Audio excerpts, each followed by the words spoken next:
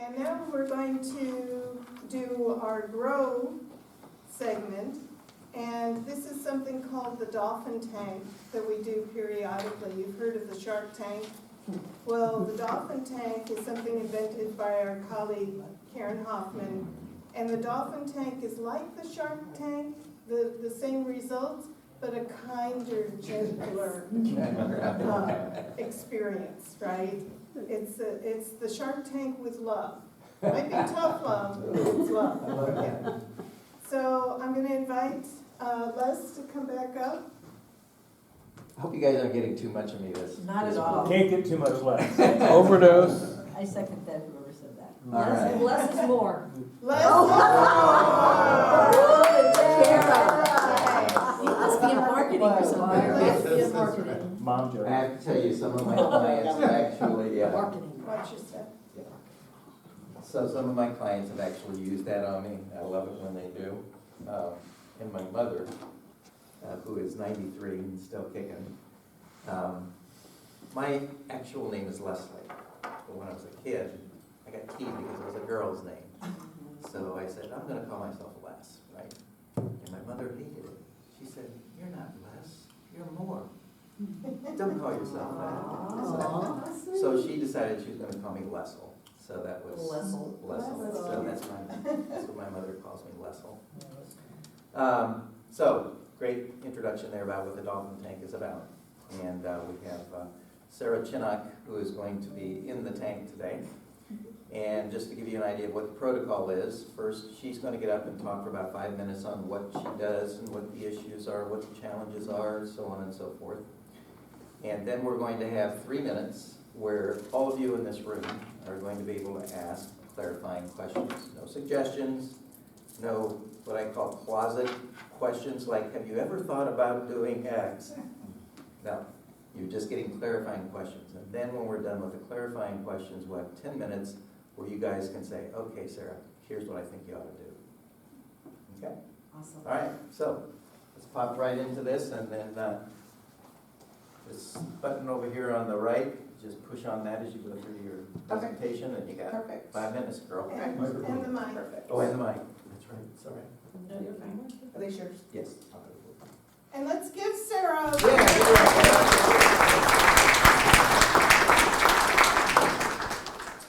All right, so I guess I need to stand right here. Yes. Yeah. Okay, I'm glad I can move just a little bit here, Yes. right? So again, my name is Sara Chinock, and I am the owner of Sarah's Boxes and Boards. My business is located in O'Fallon, Missouri. I am a school teacher turned entrepreneur, just like Darlene.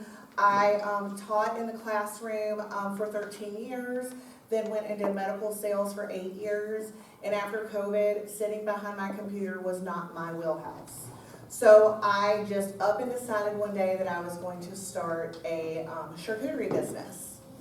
I am a mom of 2, and that allowed me to be home more often than I was. Before, when COVID hit, I was actually traveling 80% of the time. And because I have an early childhood and elementary degree, I was going all over the country talking at different kinds of conferences. I have been married for 22 years, and my husband Andy is definitely my biggest cheerleader. Anything that I want to do, he tells me to do it and to try it, and then allows me to complain about it when I fail. I have lived in St. Louis since 1998, so you probably can tell that I'm not from these parts. I grew up in a small town called Gadsden, Alabama. It is about an hour. Gadsden, Alabama. Do you know that? I do know. Okay, wow, I'll have to chat about that. It's about an hour north of Birmingham and about an hour and a half south of Huntsville, just to give you guys a little, and it's a very small town. So I moved here to go to grad school, and that's how I became a teacher, and then so on and so forth. I am moving back to Alabama in June of 2025. My husband and I have decided that that is best for our family. My whole entire family lives there, including my dad and my 2 older brothers. and my daughter goes to school there and never plans to come back to Missouri. She doesn't like it, she doesn't want to come back. So, let me tell you a little bit about what I do for Sara's Boxes and Boards. I'm the owner. I have a brick and mortar in O'Fallon, Missouri. I opened Sara's Boxes and Boards of January 2021, and I opened my brick and mortar in January of 2023. I acquired my brick and mortar in May of 2022, and my 5-year plan was to have a brick and mortar in 5 years. So as you can see, my 5-year plan kind of got I got there a little quicker than I thought it would. So I always wanted to be an entrepreneur. I feel like I'm an entrepreneur at heart, and I wanted to be my own boss. I wanted to do what I wanted to do, and I wanted to, but I love teaching at the same time. So I have walk-in business at my brick and mortar. I also have a contract with Boar's Head, so I also do lunches and those kinds of things as well. So I've expanded my business since I opened my brick and mortar.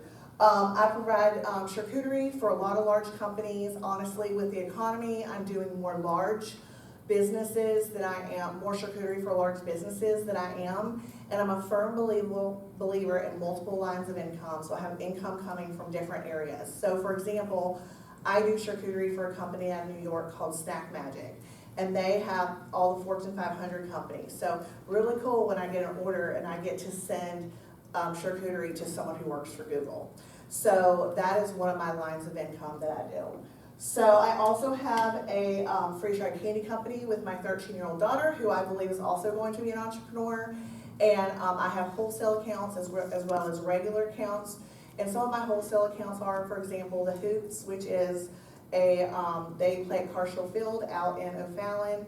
I also have one with the city of O'Fallon, for example. So my latest thing is I told you that I have a contract with Boar's Head, and I am like, why am I not using this name to my advantage? We all know Boar's Head, we all know it's good, we all know that it's quality. So, and that's something that I built my business on was being good and quality. That's how I chose the meats and cheeses that I did. So one of my friends has this fresh kiosk, and he's like, I'm putting this crappy food from like Walmart in there. So Sara, would you be willing to help me out? And I was like, absolutely, I would love to help you out.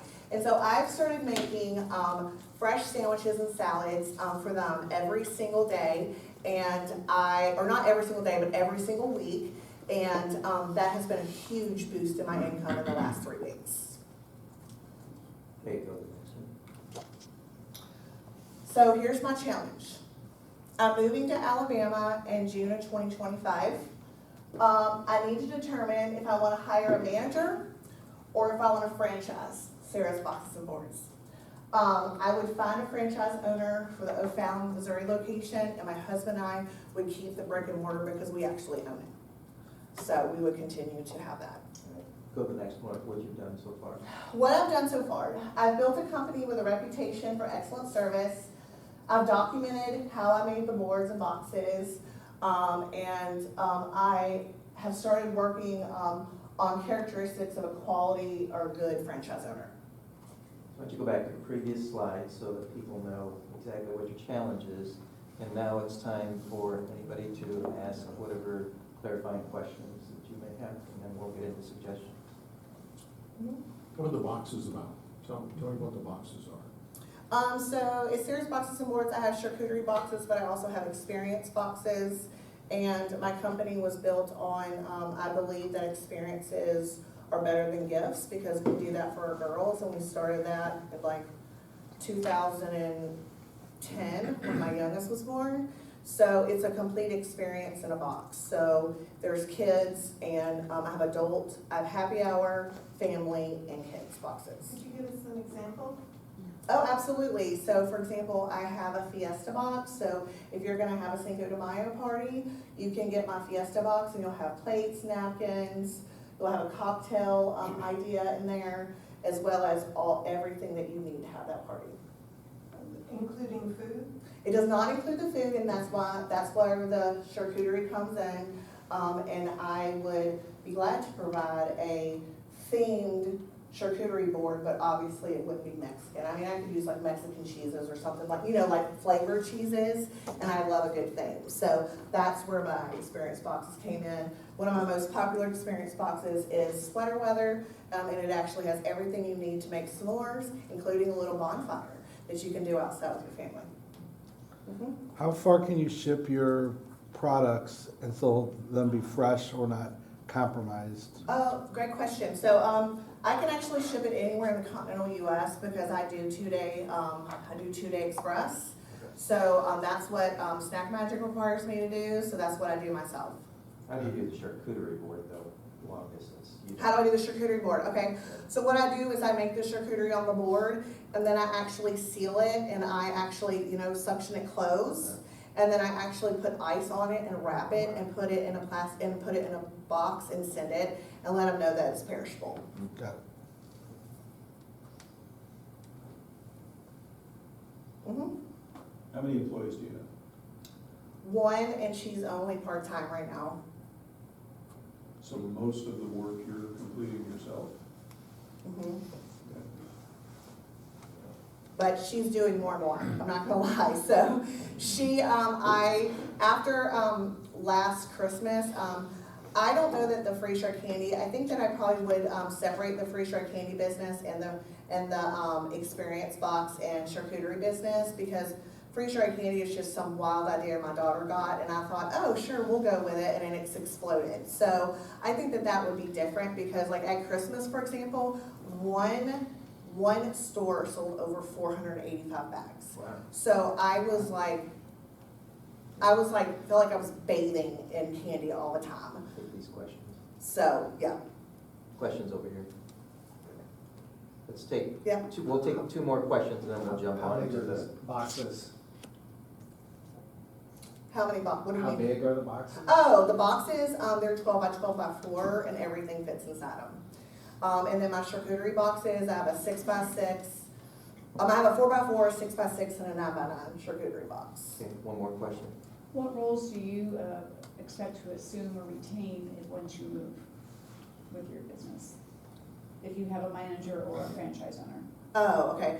So if I have a franchise owner, I would continue to, obviously I would hand them everything they needed to have the Sarah's Boxes and Boards franchise, but then I would continue to mentor them and help them through the process of, but then if I have a manager, I actually plan to continue to come back to St. Louis.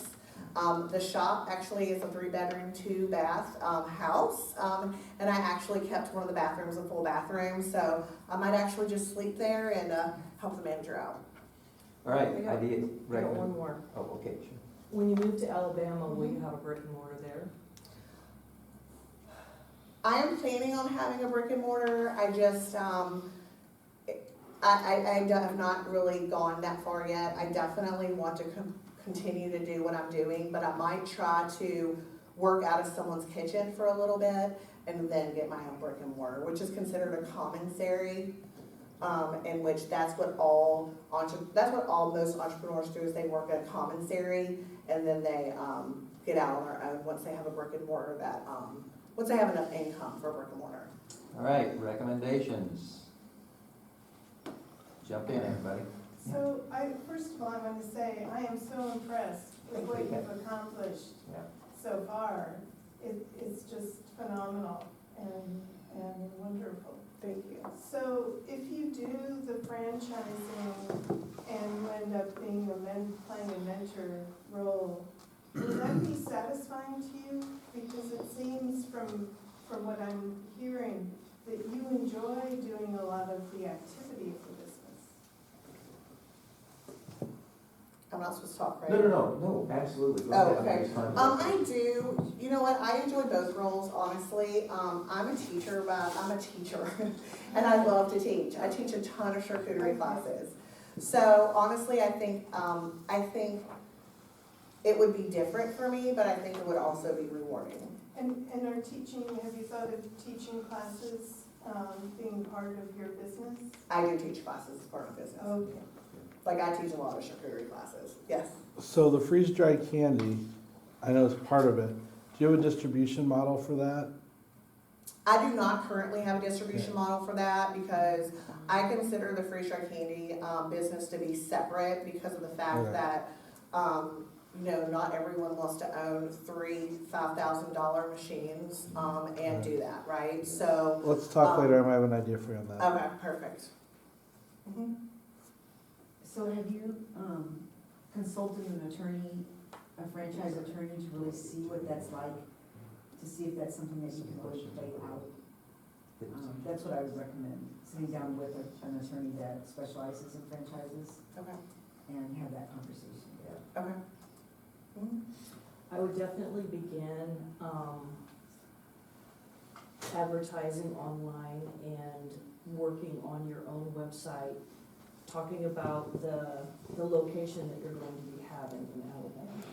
So what you want to do is start creating some landing pages for that and get Okay. ready to create your service location, your Google business profile in that area. Mhm. If you know where you're gonna be and you know you're gonna start serving those areas, and you can now serve those Mhm. areas, I would create a location, a service location, and then turn it into a brick and mortar location once you get that address. But I would start now with that, because what that's gonna do is start gaining some organic momentum and some marketing for your business, some traffic.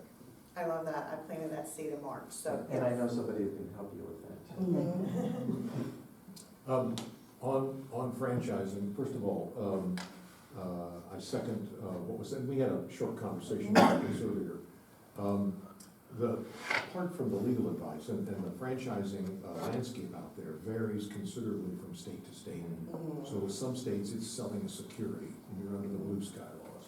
Other states, it's real simple, and there's very little regulation. So that's a whole separate thing.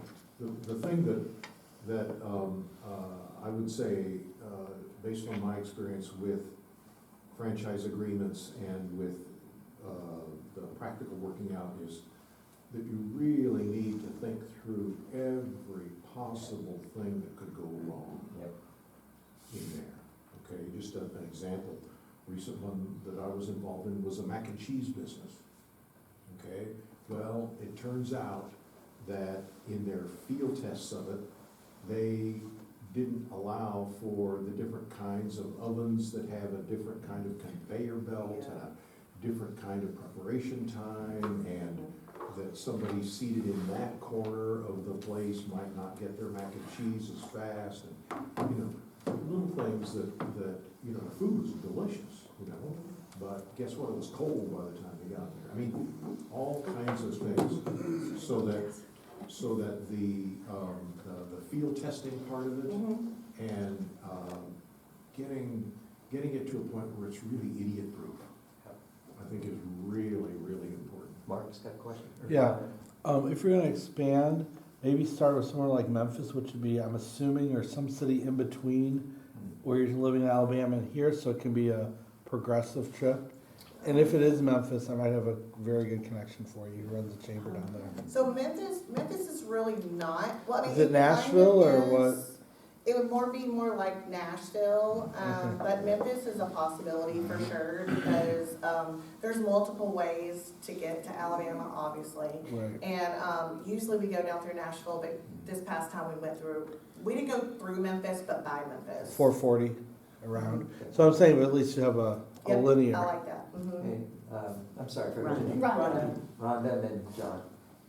So going back to, having either a manager and managing them remotely or a franchise employee or Mhm. owner, I would start with having a clear definition of roles and responsibilities of what you're going to do and what this manager's going to do or that owner's going to do.